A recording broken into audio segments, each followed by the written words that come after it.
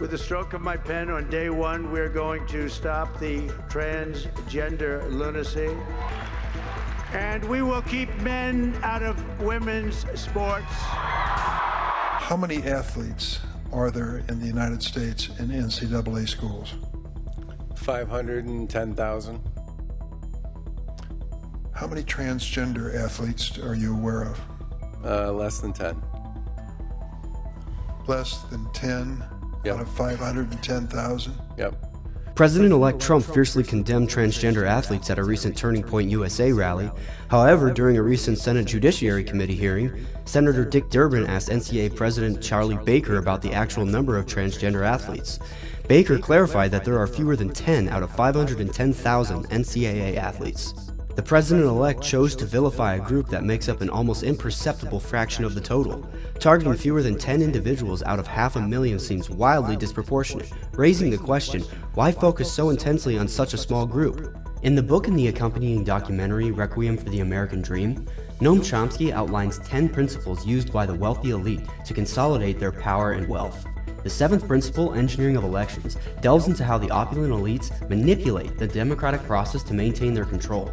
Chomsky highlights the Supreme Court Citizens United decision, which established the outrageous state-created legal fiction that corporations are persons. This ruling unleashed a torrent of virtually unlimited financial contributions to elections, fundamentally altering the landscape of American democracy.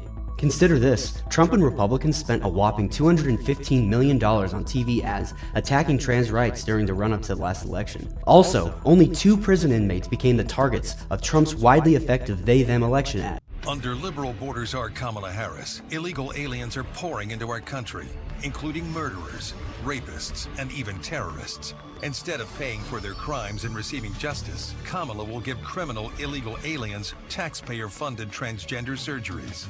Walk us through the facts about what's actually happened with those populations. What the ad is actually talking about is medical care in the United States is a right. By the 8th Amendment, you cannot deny medical care to prisoners. And under the law, a law that was in place during the Trump administration, if a doctor determines that an inmate needs medical care, then they get it. So these ads are actually focused on 2 instances where a transgender person received gender-affirming care in prison, a surgery. And the amount of money spent on these particular cases is far less than the amount of advertising dollars that Trump is pouring into this issue. About 200 to 400 times more money is being used in political ads to make you afraid of 2 transgender inmates, so afraid that you're not going to care about the economy anymore. You're not going to care about abortion anymore.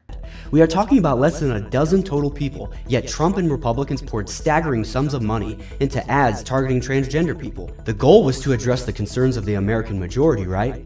Hardly. This fixation on fewer than a dozen individuals wasn't about solving real problems. It was a deliberate tactic to distract and divide the public. One these opulent few have done consistently since the early 1970s. Meanwhile, Trump and his wealthy allies enriched themselves through tax cuts and deregulation, neglecting the pressing issues faced by most Americans.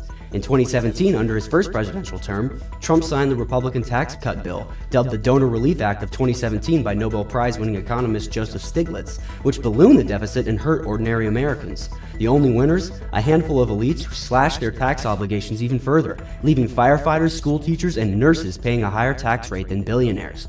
A recent Gallup poll ranks transgender rights as the 22nd most important issue to voters, yet Trump and Republicans spent more on this single issue than on the economy, which was the top concern, immigration ranked 5th, and housing combined. Why invest so heavily in an issue impacting fewer than a dozen people in a nation of 330 million?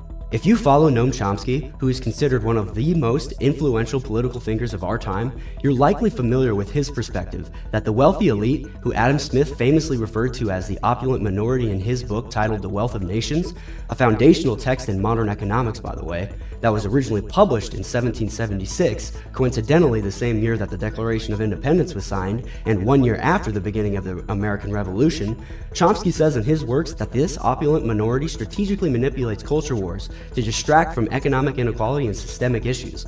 By fueling outrage over divisive social topics like transgender rights, these elites deflect attention from policies that consolidate wealth and power at the expense of the majority. Let's reflect on one of the most important framers of the American political system, James Madison, who is considered to be the father of the U.S. Constitution.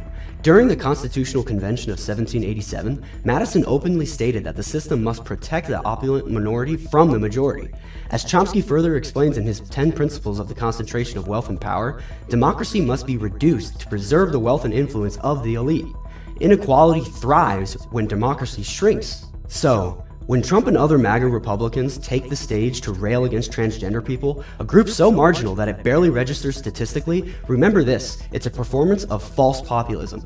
This grandstanding doesn't uplift ordinary Americans. It enriches the elite, reinforcing what Adam Smith described in The Wealth of Nations as their vile maxim, all for ourselves and nothing for other people.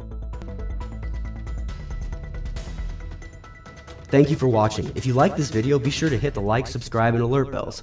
And as always, be vigilant, my fellow freedom fighters.